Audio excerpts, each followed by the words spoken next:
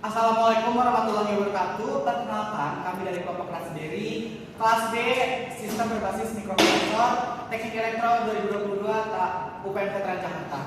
Dengan kami berjumlah 3 orang, yakni saya Galang Kenya Pradana dengan NIM 221-031-4038. Saya Lima Sasari dengan NIM 2210-314040. Dengan saya sendiri yaitu Alfian Syaputra dengan NIM 2210-314041.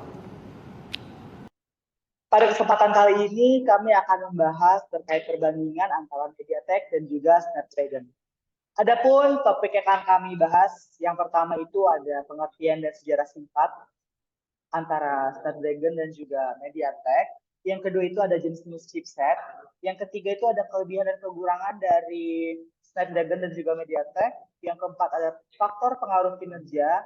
Yang kelima ada pandangan dari beberapa reviewer. Dan yang keenam, yang terakhir yaitu kesimpulan. Baik, yang pertama adalah pengertian.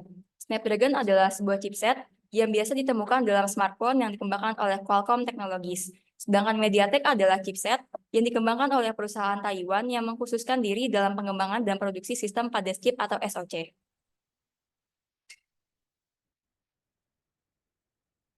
Selanjutnya adalah sejarah singkat dari Snapdragon. Nah, awal mula ini merupakan tahun 2007, di mana Qualcomm meluncurkan Snapdragon yang pertama kali. Kemudian untuk tahun 2008 sampai 2011, Qualcomm meluncurkan Snapdragon untuk series pertama, kedua, dan series ketiga. Kemudian untuk tahun 2011 sampai 2012, Qualcomm meluncurkan Snapdragon untuk series yang keempat dan ketersediaan 4G. Kemudian tahun 2013 sampai 2014, Qualcomm meluncurkan Snapdragon 400, 600, dan 800. Untuk tahun 2015 sampai 2016, Qualcomm meluncurkan Snapdragon 810 dan peningkatan fitur yang beragam. Untuk tahun 2017 sampai sekarang, Qualcomm meluncurkan Snapdragon 835 dan meluncurkan generasi terbaru lainnya dengan peningkatan fitur yang lebih maksimal. Kemudian untuk sejarah singkat MediaTek, jadi awal mulanya tahun 1997, di mana MediaTek ini didirikan oleh Tsai Ming-kai, seorang insinyur Taiwan, yang pada awalnya ini merupakan perusahaan yang berfokus pada desain chip dan solusi sistem on-chip atau SoC untuk perangkat elektronik konsumen seperti DVD dan VCD. Kemudian tahun 2002 sampai 2006, MediaTek mulai masuk ke pasar ponsel. Tahun 2007 sampai 2012 melakukan pertumbuhan global, kemudian tahun 2013 sampai 2016 melakukan inovasi dalam ponsel cerdas, dan tahun 2017 sampai sekarang melakukan perkembangan 5G. Kemudian ada jenis dari Snapdragon. Nah, yang pertama merupakan Snapdragon X Series, di mana Snapdragon X Series ini merupakan chipset flagship premium atau bisa juga disebut sebagai chipset kelas atas. Kemudian ada Snapdragon 7 Series, yang merupakan chipset kelas menengah atau kelas menengah premium yang dibuat untuk memperkecil jarak antara Snapdragon X Series dengan Snapdragon 6 Series. Kemudian ada Snapdragon 6 Series yang menghadirkan performa yang lebih baik dan lebih bagus dibandingkan dengan Snapdragon jenis lainnya. Kemudian ada Snapdragon 4 Series, di mana hadir untuk sebagai chipset untuk smartphone dengan harga yang terjangkau atau yang cukup murah. Kemudian ada Snapdragon 2 Series, yaitu chipset yang tercipta setelah Qualcomm membagi produk chipsetnya menjadi 4 kelas menengah, 4 kelas skala itu, yaitu Snapdragon X Series, 6 Series, dan 4 Series. Dan yang terakhir adalah Snapdragon S Series. Ini merupakan merupakan Snapdragon generasi pertama atau generasi awal didirikannya Snapdragon. Kemudian ada jenis MediaTek. Ini ada 3 jenis. Yang pertama itu ada MediaTek Dimensity, yaitu chipset yang hadir untuk menggabungkan konsep pintar dan performa dengan dukungan jaringan 5G. Kemudian ada MediaTek Helio Series yang memiliki 4 fraksi yang segmentasi dan rentang waktu pengembangannya berbeda-beda. Kemudian ada MediaTek seri lawas, yaitu yang dikenal juga sebagai chipset model lama, biasanya menggunakan kode MT dan diikuti dengan 4 angka di belakangnya.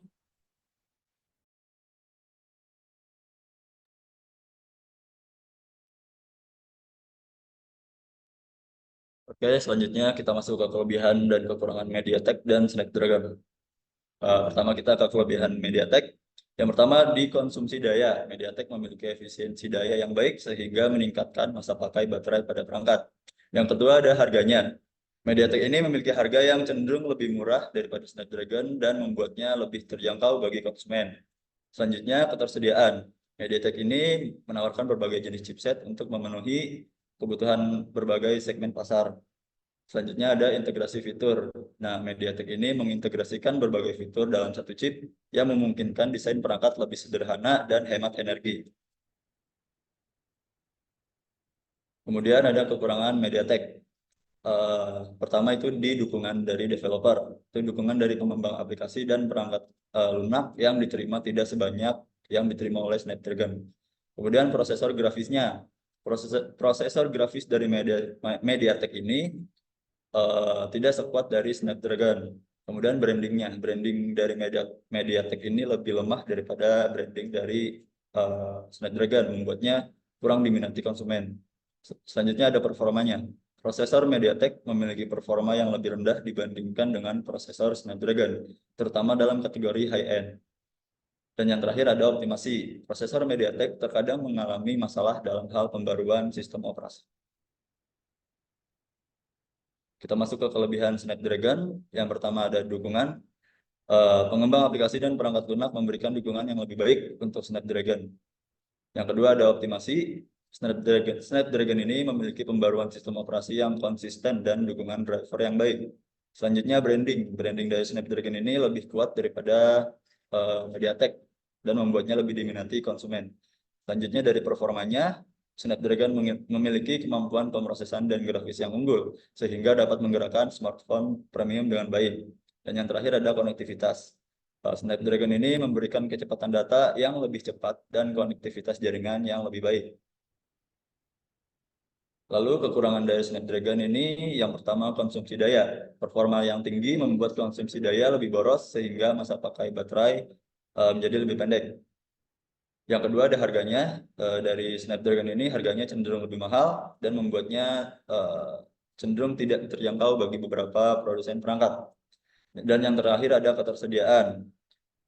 Snapdragon ini memang menawarkan pilihan chipset yang banyak juga, namun tidak sebanyak yang ditawarkan oleh MediaTek, terutama untuk segmen pasar menengah dan entry level. Dan ini untuk tabel perbandingannya daripada MediaTek dan juga Snapdragon. Yang pertama dari performa, MediaTek performanya lebih rendah dibandingkan Snapdragon dengan performa yang tinggi. Kemudian yang kedua konsumsi daya, MediaTek lebih efisien dalam konsumsi daya dibandingkan Snapdragon yang lebih boros. Lalu ada harganya, MediaTek ini lebih murah daripada Snapdragon. Kemudian brandingnya diungguli oleh Snapdragon dengan branding yang lebih kuat. Kemudian optimasi, Snapdragon juga mengungguli dengan optimasi yang lebih baik. Untuk ketersediaan, MediaTek ini menawarkan jenis yang lebih beragam. Kemudian dari dukungan pengembang, Snapdragon mendapatkan dukungan pengembang yang lebih banyak dan lebih baik. Dan yang terakhir konektivitas. Konektivitas MediaTek ini baik, namun Snapdragon lebih baik atau canggih.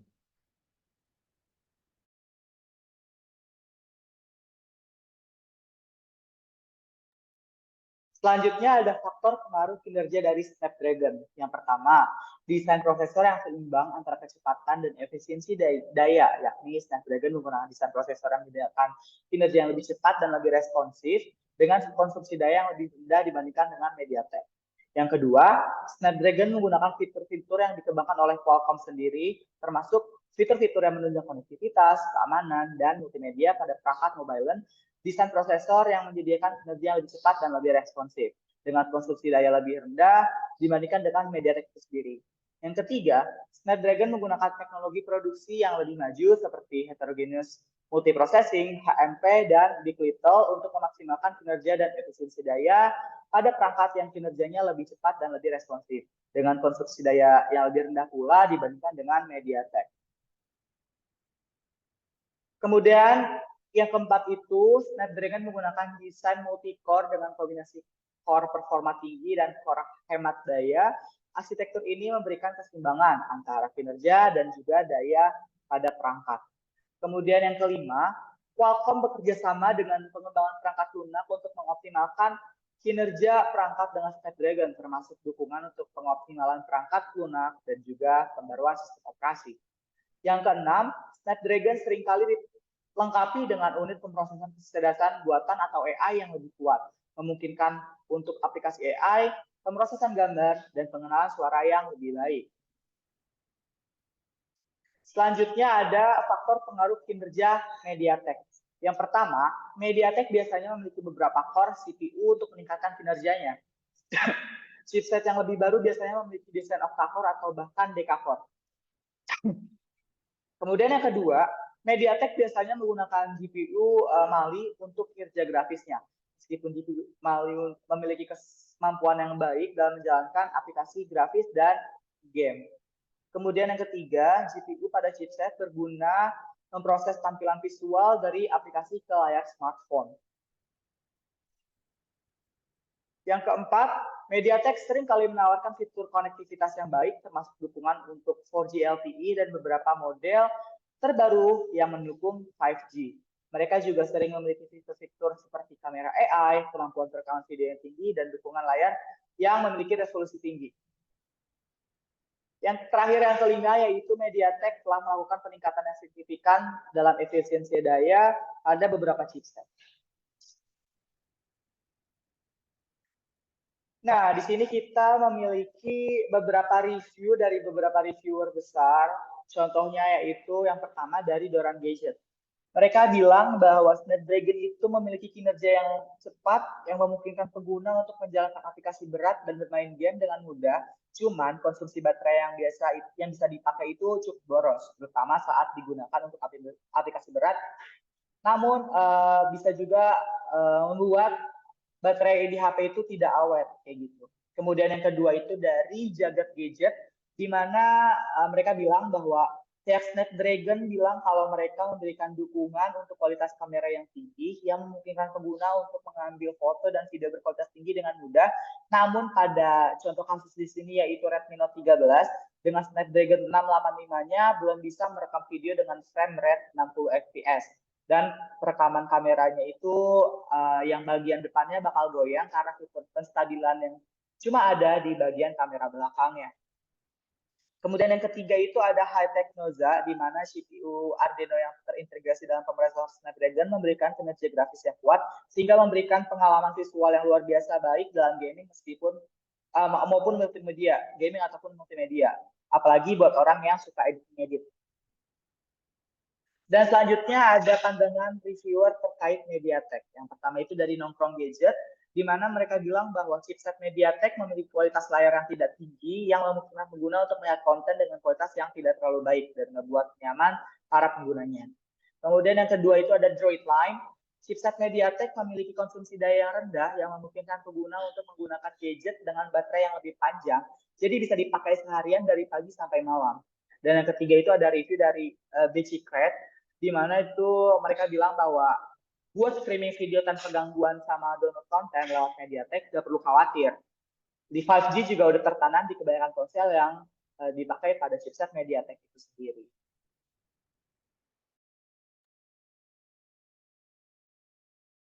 Oke, kesimpulannya adalah MediaTek dan Snapdragon adalah dua prosesor atau chipset yang populer dengan kelebihan dan kekurangannya masing-masing. MediaTek menawarkan harga yang lebih terjangkau dan efisiensi daya yang lebih baik, sedangkan Snapdragon menawarkan performa yang lebih tinggi dan dukungan pengembang yang lebih baik. Pilihan prosesor atau chipset terbaik tergantung pada kebutuhan dan anggaran pengguna.